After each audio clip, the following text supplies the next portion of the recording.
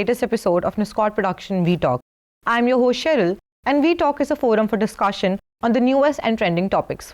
Today we are here to discuss how TV news reporting and news values have transformed over a period of time. Before introducing the panel, thank you so much everybody for taking out time and coming here. You're welcome, Cheryl. Welcome, Cheryl. In the panel today we have Mr. Rohan Prasad. Hello, Cheryl. Jennifer Thomas. Hi, Cheryl. And Jaya Kumari. Hi, Cheryl. So before getting into discussion, let's start with knowing how or what medium do you use to consume news? Starting with Rohan. I basically prefer cell phones and the digitized format because given the fact that I stay far away from my home and the resources that I am left with. So my mode of preference is cell phones. Jennifer? So according to my schedule, I used to read newspapers, but now I cannot. So I prefer using mobile phones and different apps like Hindustan Times or InShots or The Hindu. Jaya? Since I have a hectic schedule and I have to travel a lot, so I prefer cell phones. So as I can see, most of you are using cell phones and the digital medium. So one advantage that digital medium has over TV news reporting is that they do not have to run after TRPs, as we see. And in TV news, in fact, in any TV program, TRP plays a very important role, the TRP rating.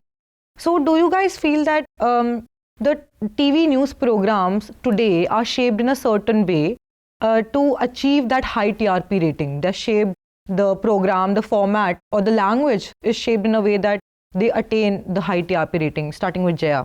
The propaganda of news has changed drastically, and the authenticity, the core of journalism is nowhere to be seen.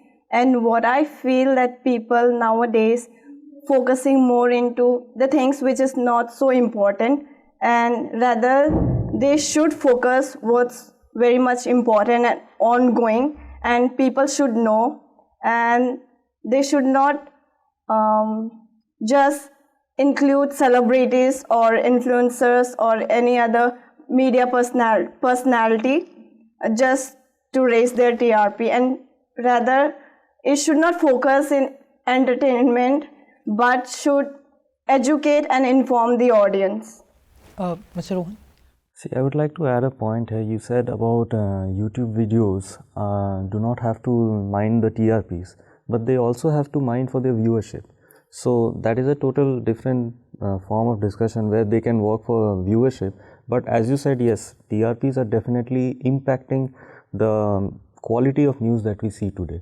And yes, TRPs are sought after by every news channels today, which is definitely impacting the quality of news and the way it is produced, because then they have a certain mindset in their mind to spread some propaganda, and as a result of which we see misinformation and disinformation being created.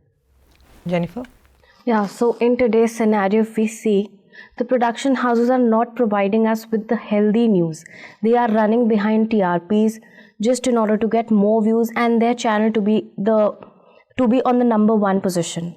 So I think so they should not, regardless of whatever news they are providing us, they should provide us with healthy news so that all the citizens, whosoever is keen in watching news, can get something informational out of the news. So that is my major concern. So as Jaya mentioned that how news channels are bringing in celebrities and influencers to gain more TRP ratings, and these celebrities and influencers are some way, propagating news and, forming news. They are making news so that people, who are attracted by them, they follow them or follow that propaganda, the entire ideology. So what is your take on that, Mr. Rohan? Yes, basically, as I said, when the idea is to spread some propaganda, they are hiring celebrities because celebrities have a good mass following with them. And when you have a mass following, and at a short span of time, when you have to get your information spread to a certain masses or a certain number of masses to a certain region, say, celebrity endorsement is one of the impactful ways, because this is making their job easier and helping them spread their propaganda today. Jaya? Well, what I feel that journalists or media house should focus on the facts and the figures of the news rather than just promoting the celebrities and their fan following on their channels. They should just work on the accuracy and the authentic of the news. Jennifer, your take. I think a bit different from both of the panelists. What I feel is this is a good way of promoting themselves, because today's youth is more influenced by today's, as you said, actors and actresses. So I feel it is a good take by the media houses to promote their news or promote any production or any show they want to, which will give them a good start. I read this somewhere, not somewhere actually, the Hindu newspaper, where veteran journalist Mr. Saeed Naqvi said that today national media houses are becoming a mouthpiece for establishments. So starting with you, Jaya, what do you feel about this entire situation that Mr. Naqvi has mentioned about? Well, I don't feel that the journalists or the media houses are working as a mouthpiece. Rather, they are just becoming a lapdogs or a puppets to a stakeholders or a businessman or the propaganda they have set for themselves and to show the audience. So I think they are not following the journalistic ethics. Mr. Rohan? Well, I would like to counter on that point, because when the word lapdog is being mentioned, it is actually saying that the person is or the organization is becoming a mouthpiece. But however, as Mr. Naqvi has said, in this capitalized world, in this globalized world, when there is this pumping of money coming into place, obviously we see there is an impact in how news is being spread, and it definitely is different from the traditional form of news. I mean, in the First Press Commission also, they had mentioned that the purpose of news or an organization should be to inform, educate and entertain. But today it has become infotainment, and now it has reached more towards entertainment, in the verge of getting TRPs. Of course, media can use for a good start and they can use celebrities and all, but at the end of the day, what is the quality and how is it impacting the output? That should be the concern for me. Jennifer? I totally agree to what Mr. Rohan said, because the news now is degrading. The quality is not there. It's not healthy news what we are getting. And we citizens, we rely on news, the information. So it is sort of a mouthpiece, but not on that great level. So I feel they should provide us with some news which is healthy, and it should become a mouthpiece, because news is something which really, is needed in our day-to-day lives. So as Rohan and Jaya mentioned about businesses and people buying media houses. So today a lot of corporates are buying media houses to expand their business. So do you feel that in any way the entire ecosystem of the media is being affected because of these corporates buying media houses? Rohan?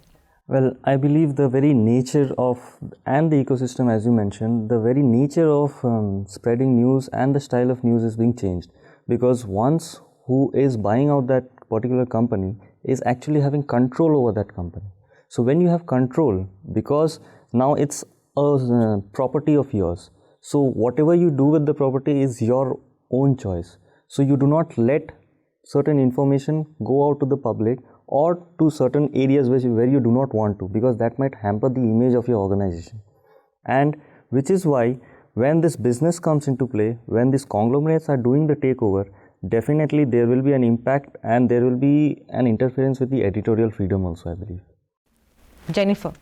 Yes, I totally agree to what you said. It is totally affecting the ecosystem of media houses, because people are now quitting their jobs and trying to open their own channels.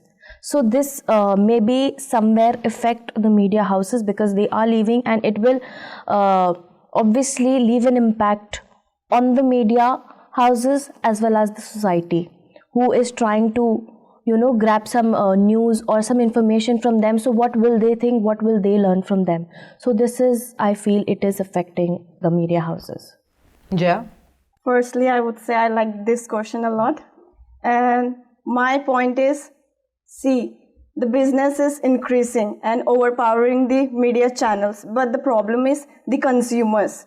whatever they see, whatever, suppose me, I'm a lay person, and what I have a busy schedule, or even on weekends if I get time to watch television, I'll open the channel, and if I happen to see some news and like many people are involved, the photographs, the visuals, the graphics, everything will make me to think like whatever they are showing, that it's in real and it's authentic. I won't be going and cross-checking it. But then at the end, as a journalist, media person, I know that whatever that they are showing, and it is all bought and planned.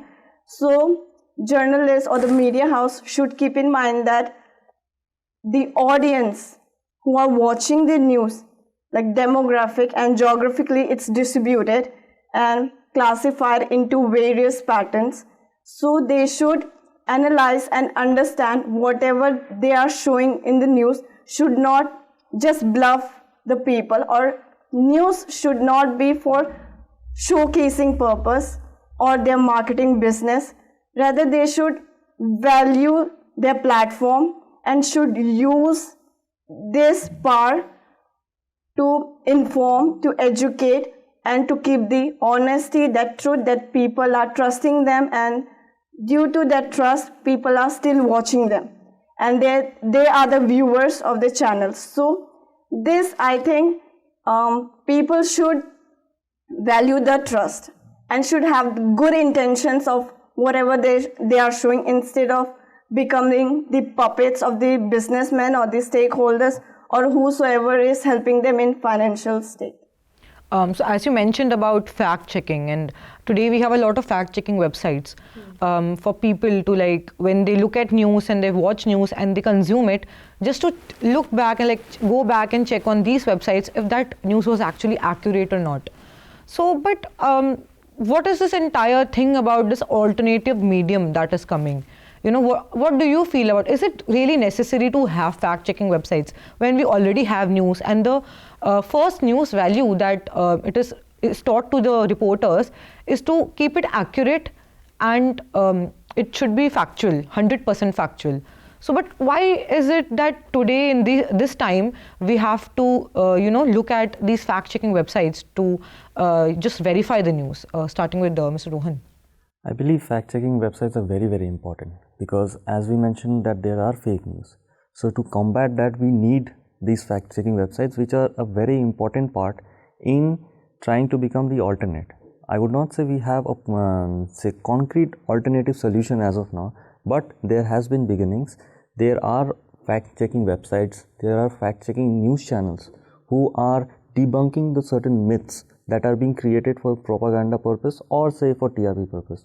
And that is happening because, as I said, when business comes into play, the editorial freedom is getting impacted, and which is why we have things like advertorial here now. And when the advertisers' money is coming into play, there is certainly an impact with the quality of the news, which is why we have certain platforms now that are being crowdfunded. They are running their channels mostly on the digitized forms like News Laundry and certain cases. They are running on the money of people, so that the editorial freedom is not getting impacted. So yes, for fake news, to combat fake news, we need fact-checking websites. Jennifer. Yeah, I think so. As a citizen, we should have a critical mindset to see and to judge what we are getting in hand. It's not that we should we should not rely on spoon feeding, rather than checking it and thinking about it critically and analyzing it. So in order to do all this, we need to have fact-checking websites to get what the actual information is all about and what the information is. Do you all also feel that the consumers who are watching news are consuming the fake news more efficiently than they're consuming the actual news that is happening around the world? Jaya, what do you think about the scenario that is happening? Well, I feel now as we have shifted to digital media and many fake news and duplicate news, and the people are copying and just rephrasing the sentences and making the meme and or sending it into a text format or in graphic, and news can be just at an instant, millions can view it. So I think it hampers the reputation, the character of the person, the channel, and at the end it affects the society as a whole. So I think we should cross-check, and agreeing to what both the panels has said. Well, I would say people should have a critical mindset, like Jennifer said, and people should know and analyze what the agenda, the propaganda, the news channels and the media is having and they are portraying. Which, if we become aware of how and what we are consuming, then I think this would help, and at some point, somehow this will affect and lead media channels and journalists to take responsibility of what they spread, what they show, and I think they will stop, or in future they can control the power of like portraying the rumors or the fake news. This can be stopped gradually by the time. So media houses are not going to go anywhere. Even though we have the digital media, TV news is still going to be there. It has a very strong threshold. But what do you think what reform should these media houses take within themselves to debunk fake news and misinformation, and so that people get that trust back in these media channels and not go to these fact-checking news houses as it is happening today, Mr. Rohan? See, I believe the media has to anticipate the responsibility within them from the first hand itself, because we have fact-checking websites that are actually pointing out where these media channels or these organizations are going wrong in spreading information. So basically, when they are spreading this misinformation, there are times which happens where these certain media houses have to delete certain videos because they understand that their fakeness has been exposed. But at the end of the day, again, if it is a business website, or when money is involved, when profits are involved and competition are involved, these kind of stuffs are going to happen. And at the same time, I would also like to mention that these fact-checking websites must also be wary of themselves and should also be cautious, because even fact-checking website takes a lot of money, energy, resources. So they also have to be responsible on their part, that they do not get carried away by certain aspects of the game or certain profit making aspects of the game, and not get carried away by the way, say if they get some offers by some other conglomerates and they also do not become what they are fighting against. So basically, if they become the devil that they are going against or protesting against, that does not serve the purpose. So these things that need to be kept in mind are, first of all, the media house need to be responsible. Secondly, when these fact-checking websites themselves also have to be responsible, so that there is no repetition of what these news websites or news channels are doing. And thirdly, since digitized version is giving more access to the layman today, the layman also needs to be critical by understanding the fact that the particular person is getting very easily carried away by any kind of news that is being fed upon. So Jennifer, what do you think should be the steps taken by the media houses in this situation? So the first and foremost step should be gatekeeping. They should filter news, recheck it again and again, and then present it to the people. Talking about censorship, it is their duty to present the news correctly in order to prevent fake rumors spreading throughout. So I think gatekeeping is the most important step in this situation. I would like to add to this, where she mentions gatekeeping. Gatekeeping is definitely happening, but not the way it should be, in my opinion. Because we already see there are certain news being filtered and being shown for the sake of propaganda. Now that has to change, and there has to be a reversal in understanding that stuff. So as she mentioned, self-censorship, it has to happen. The gatekeeping is there, but for a better cause. Correct. Jaya, would you like to add something to it? Yes, agreeing to both the panelists, I would like to say that people should not have bad intentions for the news, and whatever the facts that we see, we all agree that it's not 100% the correct fact. So people should not add their personal opinion or their emotions, their feelings to the news that we watch, and they should have the good intention, and they should follow the ethics of media. See, here she talks about good and bad, and then also earlier Jennifer talks about healthy news. So we also it's also a very subjective term, we do not know what is good, bad, or healthy for everyone. So I would rather suggest that we use what is correct for that situation, for that time bound, for that space, for that public.